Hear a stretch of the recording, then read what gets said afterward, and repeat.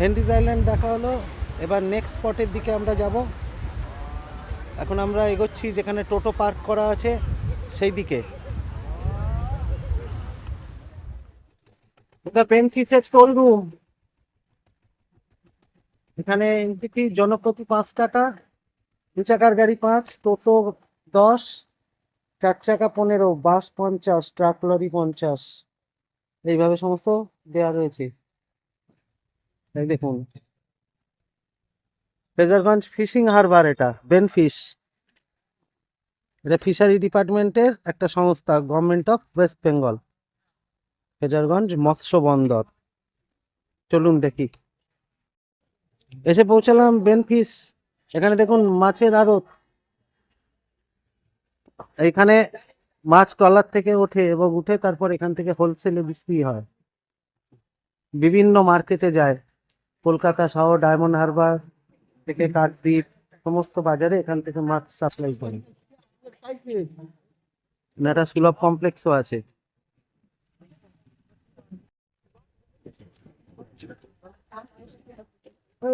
Jambudwip sightseeing mini launch, প্রতিজন 150 টাকা ভাড়া।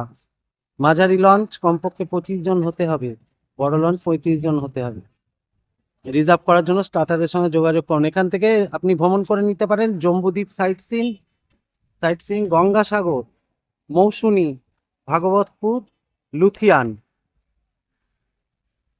এইগুলো লঞ্চ এখান থেকেই পাওয়া যাবে।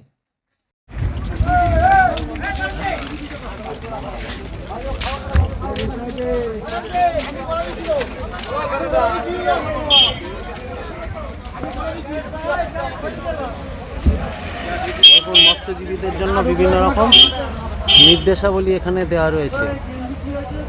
এখানে দেখুন মাছ নামানো হয়েছে।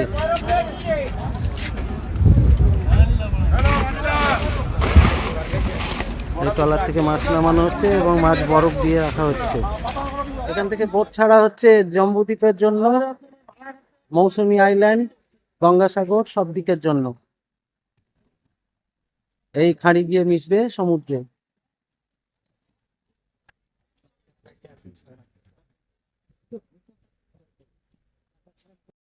এইটা হচ্ছে সামনেরটা আমার, এটা হচ্ছে বড় বোট, আর ওই পাশেরটা হচ্ছে মাঝারি বোট, আর এইগুলো হচ্ছে মাছ ধরার ট্রলার। আর এই সাইট সিইং গুলো জম্বুদ্বীপ বা মৌসুমী আইল্যান্ড এগুলো যাওয়ার জন্য এখানে লঞ্চের যে স্টার্টার রয়েছে সেই স্টার্টারের কাছেই আপনাদেরকে টিকিট করে নিতে হবে। সবাই দেখুন জুতো খুলে রেখেছে ওখানে, এটাই লঞ্চে চড়ার, এই বোটে চড়ার নিয়ম। জুতো খুলে গিয়ে ওখানে ধরে সবাই ডেকে বসেছে। বরফের চাঙড় গুলো, কত বরফ, এই সব বরফ কুচিয়ে কুচিয়ে মাছের জন্য রাখা হয়েছে। এই ট্রলারটা তো আরো বড়, তারামা। এই হলো মাছ ধরা জাল। ওই স্টিমার ছেড়ে চলে গেল জম্বুদ্বীপের উদ্দেশ্যে। আর এই খাঁড়ির ওপারেই দেখুন সেই সুন্দরবনের যে জঙ্গল, যেখান থেকে বাঘ বেরিয়ে আসে আমরা দেখে থাকি সুন্দরবনের বিভিন্ন ছবিতে। এই হলো সেই ধরনের খাঁড়ি, এর চেয়েও সরু সরু খাঁড়ি থাকে। আর বাঘ আসে ওই ম্যানগ্রোভ ফরেস্টের মধ্যে দিয়ে জল খেতে, সেই সময় তাদেরকে দেখা যায়, কিন্তু এই এলাকায় যদিও নয়।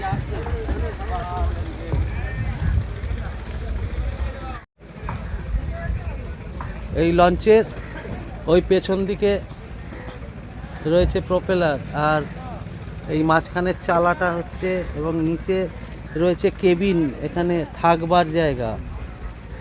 আর এই পুরো পাটাতনটা ধরে মাছ ভর্তি করে নিয়ে আসা হয়। এডওয়ার্ড ক্রিক খাঁড়ি, এর উল্টো দিকে ঠিক সুন্দরবনের মতন যে খাঁড়ির বনগুলো দেখতে পাই আমরা, আর বাঘ জল খেতে আসে, ঠিক সেরকমই লাগছে।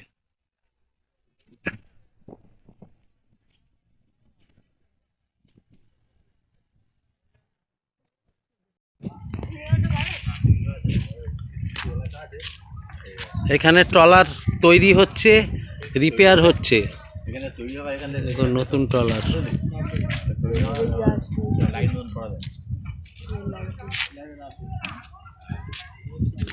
এখানে ট্র্যাক পাতা রয়েছে,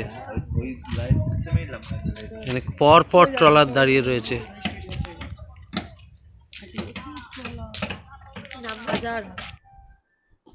এই জেটি ঘাটে প্রচুর ট্রলার দাঁড়িয়ে আছে, সেই সঙ্গে দুটো জল পুলিশের স্পিড বোটও দেখতে পাচ্ছি।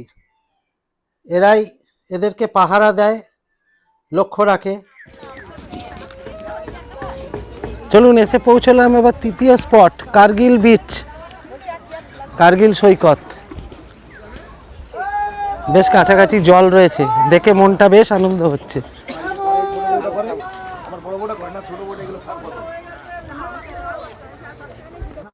আস্তে আস্তে দেখে দেখে। বাহ, এখানটা বেশ অনেকটা সেই শঙ্করপুরের বোল্ডার এবং বিচের যে চেহারাটা সেই রকম।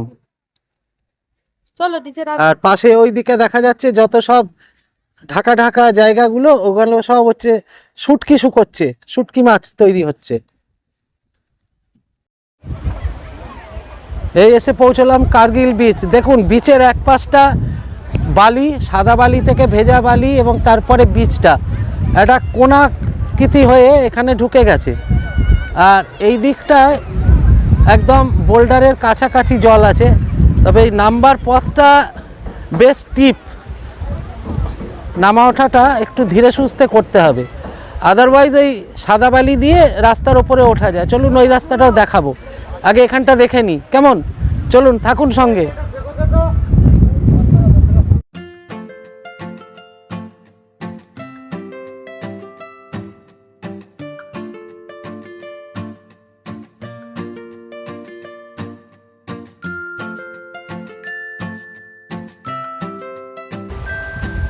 দেখুন এই বোল্ডারগুলোর মাথায় আবার একটা করে লোহার আংটা লাগানো রয়েছে, এগুলোতে নৌকো বেঁধে রাখাও যেতে পারে। বম্বেতে আরব সাগরের ধারে এই ধরনের এই তিন কোনা বোল্ডার অনেক দেখা যায়।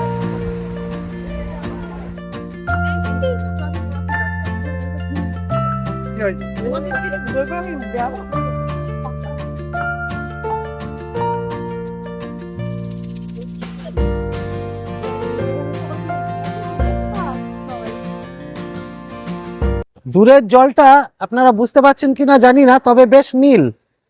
আর এই জায়গাটা একটু ঘোলা জল আসছে।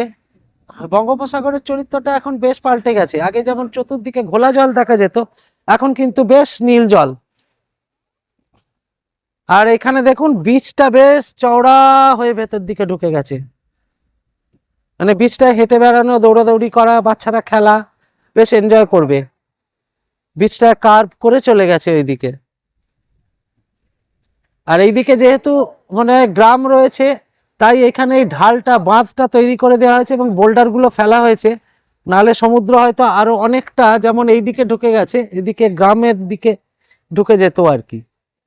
তার জন্য এখানটা বাঁধিয়ে দেওয়া হয়েছে এতটা পোর্শন, যেটা আমরা ঢাল বেয়ে নিচে এলাম।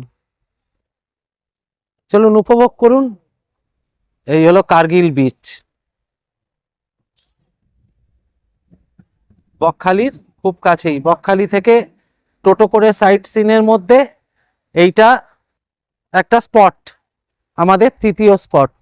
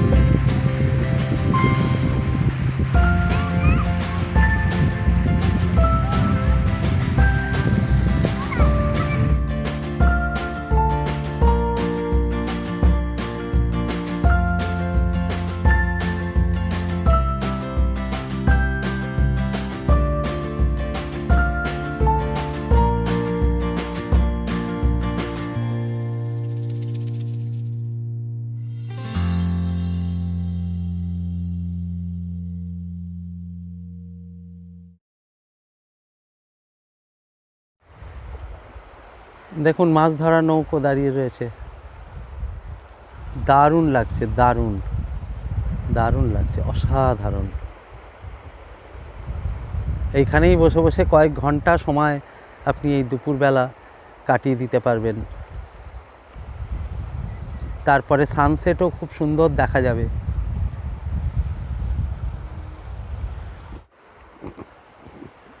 ওই দেখা যাচ্ছে ফ্রেজারগঞ্জ, ফ্রেজারগঞ্জের উইন্ডমিলগুলো লক্ষ্য করুন। তারই ডান পাশ দিয়ে এই বিচটা চলে এসেছে। এটা হচ্ছে কার্গিল সৈকত, কার্গিল বিচ। এখানে কিছু মাছ ধরা নৌকো দেখা যাচ্ছে আর সুন্দর নীল সমুদ্র। দেখুন রোদের রিফ্লেকশনটা লক্ষ্য করুন, কি দারুণ লাগছে। এইখানে জল বেশ কাছে। বকখালি সি বিচে যেমন লোকেদের সমস্যা হচ্ছে যে তারা অনেকটা হেঁটে গিয়ে তবে একটু জলের দেখা পাচ্ছে, এখানে কিন্তু তা নয়। এবং এটা বকখালির একটা অফবিট সি বিচ। আমার তো মনে হয় যে এই সি বিচটাকে যদি আরও সুন্দর করে তোলা যায় তাহলে পর্যটকরা আরও বেশি আকৃষ্ট হবেন এই বিচটাতে আসার জন্য। এটা বকখালি থেকে টোটো দূরত্ব মাত্র 10 মিনিট। বকখালি, তারপরেই ফ্রেজারগঞ্জ, তারপরেই এই কার্গিল বিচ। অসাধারণ সুন্দর তো আমার লেগেছে, দারুণ, কি নীল টলটলে জল।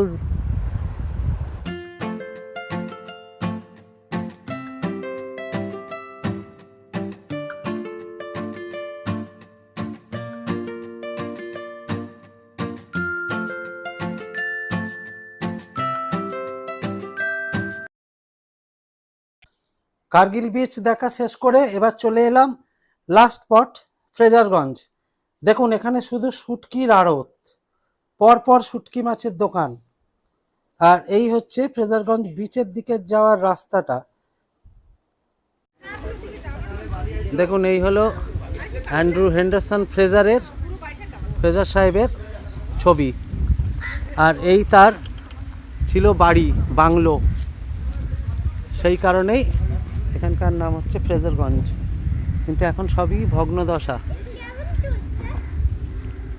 সব কিছুই এখন সমুদ্রের গ্রাসে নষ্ট হয়ে গেছে। সেই পুরনো বট গাছ।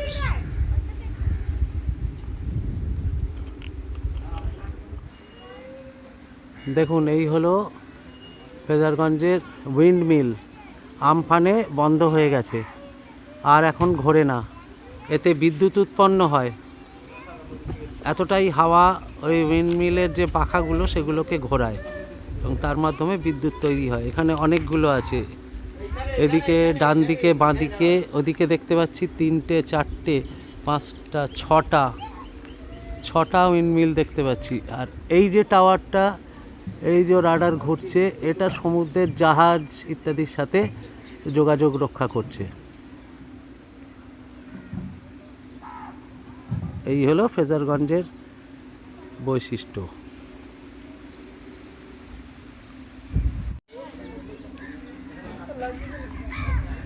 ফ্রেজারগঞ্জের মন্দির, গঙ্গা দেবীর মন্দির।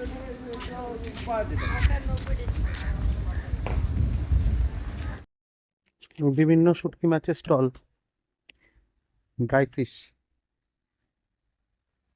বাহ, কি সুন্দর মাছ দিয়ে ডেকোরেশন দোকানের। ড্রাই ফিশ আড়ত। এখানে কেমিক্যাল ছাড়া শুটকি মাছ। 108 রকম শুটকি মাছ আছে বলেছে। বিক্রি আছে। শুধু শুটকির ভ্যারাইটি দেখুন, যে কোনো ধরনের মাছ, বড় মাছ, ছোট মাছ, সবার শুটকি। ওখানে কাঁকড়া শুটকি।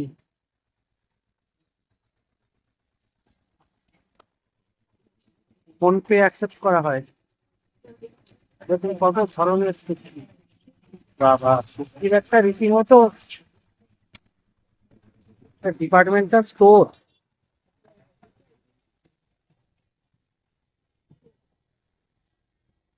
দেখুন শুটকির ভ্যারাইটি গুলো দেখুন। কত রকম শুটকি মাছ আছে বললে? 108 রকম। মানে ছোট বড় সব মিলিয়ে।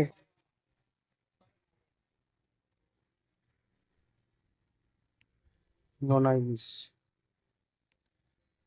না বাবু, চল চল।